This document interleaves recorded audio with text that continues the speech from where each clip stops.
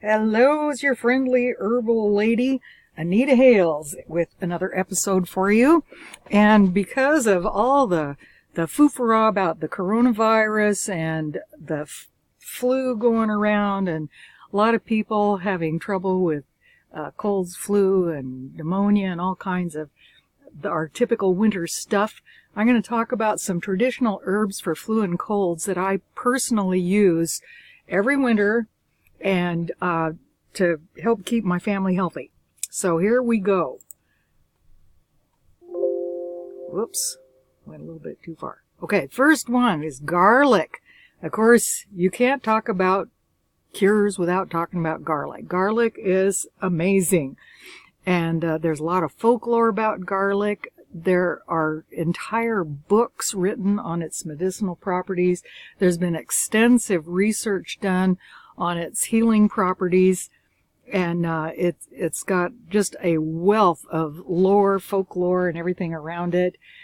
During the Black Plague in medieval times, you've seen the guys with the bird's beak masks, and they would stuff those masks full of garlic to ward off the plague as they went around, and the doctors and the people picking up the dead bodies and stuff would wear those masks.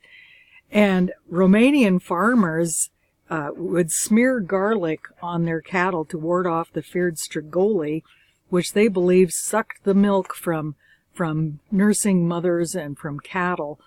And this is part of the basis of the vampire myths from Romania. And they also believe that the garlic would ward off vampires.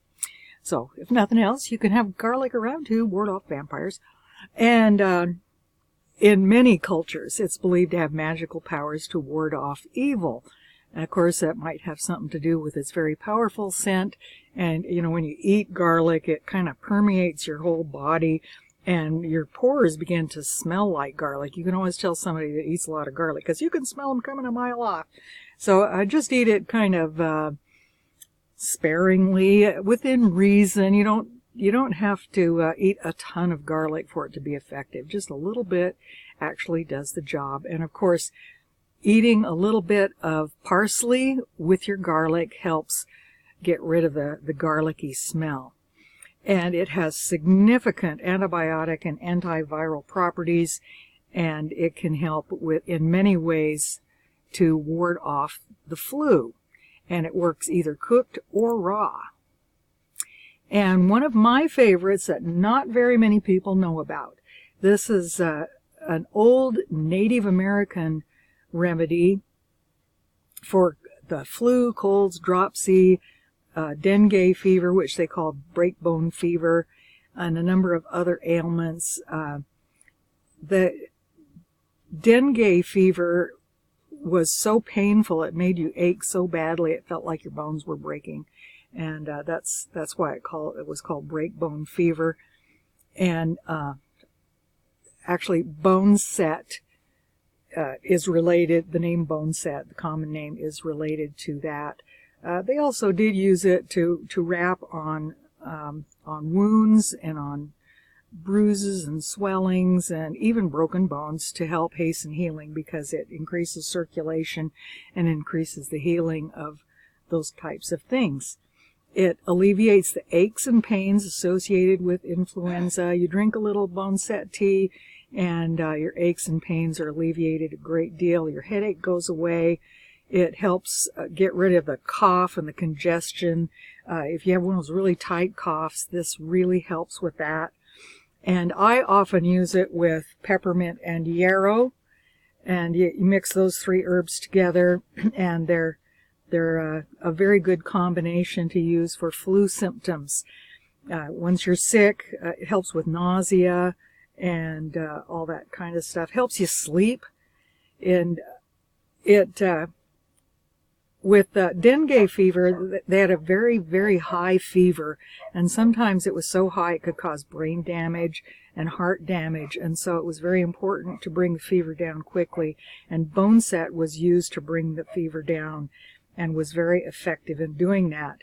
And in fact, some of the early colonial Europeans when they saw the Native Americans treating people with Boneset, and those people were quickly healed from the flu, and other people were dying from it, they thought it was witchcraft, and so it was kind of banned in the early colonial days, which was kind of silly.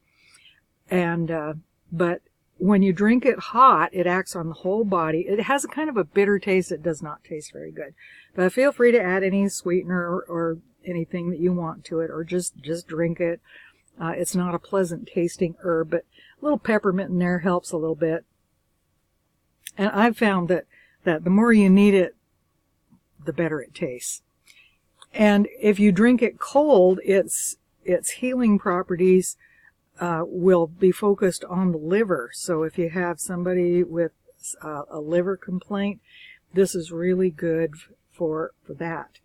And they found that Boneset actually kills viruses, which of course would shorten the duration of a cold or flu.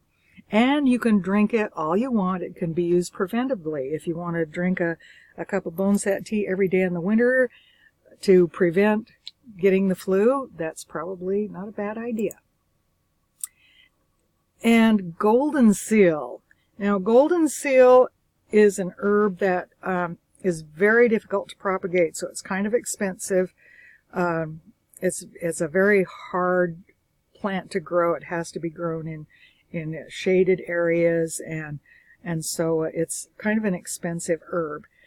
And it is also a Native American remedy, and its primary medicinal ingredient is called berberine. Now, you can just buy berberine, but of course it won't have the additional properties that the whole plant has, but you can just take berberine to get some of the same properties.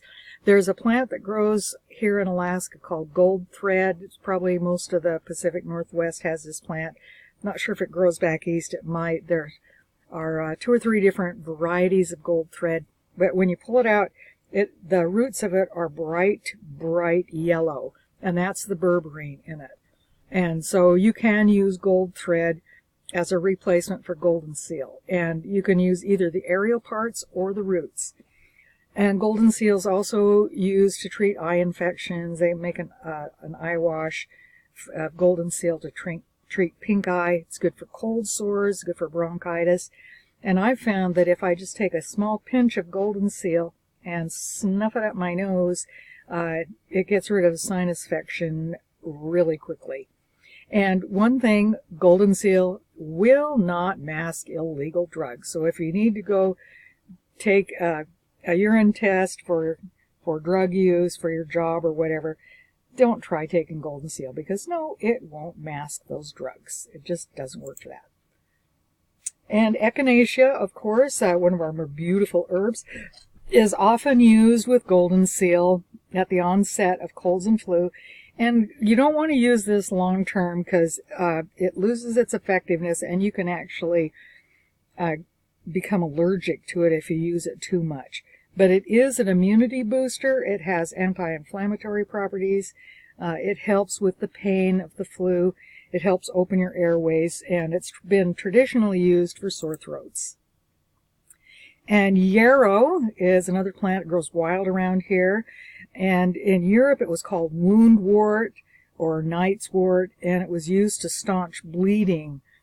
And it reduces fever. It's used for severe colds and flu. It'll stop a nosebleed. It's often used with other herbs because it goes well with many herbs. And it's tonic to the whole body because of its stimulating effect on circulation. It causes sweating. Once upon a time, it was used to make beer, and once upon a time, they used to sew it into a pillow, and then they had a little poem they would say before they went to sleep at night, and that would help them dream of who they were going to marry at some future date. And of course, peppermint. Now, peppermint is kind of a cross between a couple of other mints, and don't underestimate the power of peppermint. It is an extremely powerful herb and very effective, but it's gentle at the same time. Even little children can use peppermint. Pardon my dog. But And mints are easily crossbred. So there are lots of different varieties. People have bred like chocolate mint and all kinds of other different kinds of mint. They all have similar properties, but peppermint's probably one of the better combinations of mint for healing purposes. It helps reduce fever, it kills viruses, it soothes the bowels, increases circulation, helps with headache, and helps with sleep. And of course, it makes a very nice, soothing, hot drink. Or you can drink it cold too, stick it in your mint julep. One thing I discovered when I was driving school buses, that if I sucked on an Altoid, which is a powerful peppermint, I just stick an Altoid in my cheek, and I never got sick. I never got the flu shot. Flu shots don't agree with me very well, so I don't get them. But I would just suck on that peppermint every day, and I never got the flu, even though I had kids that would throw up on the bus and wipe their snotty little hands on the handrails and all kinds of stuff. I never, ever got sick when I was driving school bus because I was always sucking on a peppermint, and it kept me from getting the flu. It wasn't a sure cure, but I don't think it hurt anything, and I always had good breath, because peppermint, of course, has been known to make your breath nice and fresh. And of course, none of these herbs here are terribly expensive, with the exception of Goldenseal. That one can be pretty spendy because it's so hard to propagate. But the Boneset, not very many people know about that herb, and so it hasn't caught on to be trendy, and so you can buy it by the pound really, really inexpensive. And I keep some on hand all the time, and use a little scooper, make my Boneset tea at the onset of any cold or flu, and it nips it in the bud. So I hope this is helpful to you. Stay out there, stay well, and let me know if you have any other topics that you would like to discuss. I'd be happy to discuss any herbs with you. I'm a chartered herbalist, and this is Anita Hales signing off, and I'll catch you in my next episode.